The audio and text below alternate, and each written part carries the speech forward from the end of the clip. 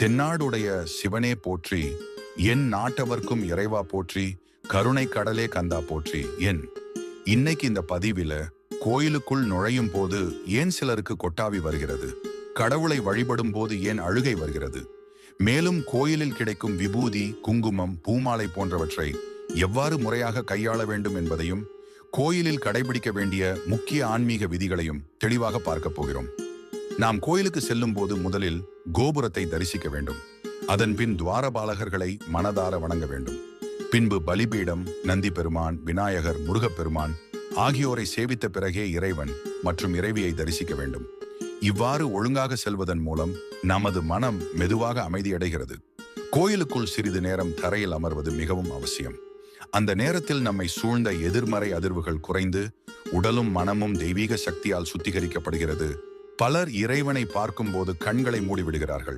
ஆனால் குறைந்தது 5 முதல் 10 நிமிடங்கள் வரை கண்களை திறந்து பாதம் முதல் திருமுடி வரை இறைவனின் திருமேனியை முழுமையாக பார்க்க வேண்டும்.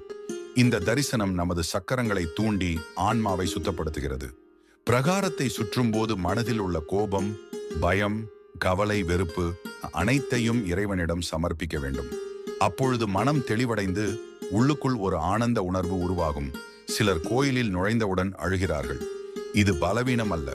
வாழ்க்கை சுமைகள், மன அழுத்தம், தீராத துயரங்கள் அனைத்தும் இறைவன் முன்னிலையில் கரைகிறது. அந்த அழுகை என்பது இறைவன் அந்த பாரத்தை ஏற்றுக்கொண்டதற்கான அறிகுறி.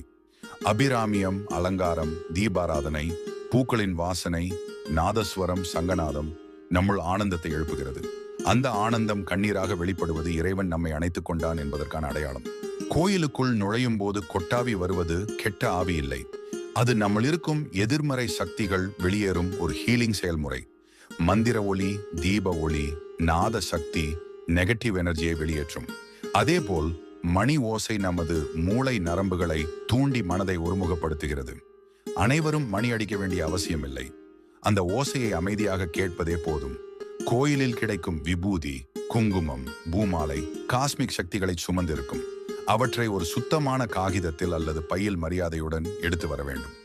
பூமாலையை வீட்டில் பூஜை அறையில் வைக்கலாம் அல்லது வெளியில் மரத்தில் மாட்டலாம். நிர்மாலியம், துளசி, வில்வ இலைகளை காய வைத்து சாம்பிராணியுடன் புகை போடலாம். இதன் மூலம் வீடு முழுவதும் பரிசுத்த சக்தி பரவும். கோயில்கள் ஆகாய சக்தியும் பூமி சக்தியும் சந்திக்கும் இடங்கள். கர்ப்பகிரகத்தில் இருக்கும் அந்த தெய்வீக அதிர்வுகள் நம்மை உள்ளும் வெளியும் மாற்றுகின்றன. மரங்கள், ஸ்தல விருட்சங்கள் நமக்கு பிராண சக்தியை அளிக்கின்றன. கோயிலுக்கு செல்லுதல் என்பது வாழ்க்கையை சீர்படுத்தும் ஒரு ஆன்மீக பயணம். இந்த பழக்கங்களை கடைபிடித்தால் எந்த தீய சக்தியும் நம்மை அணுக முடியாது. இறைவன் அருள் எப்போதும் நம்மோடு இருக்கும்.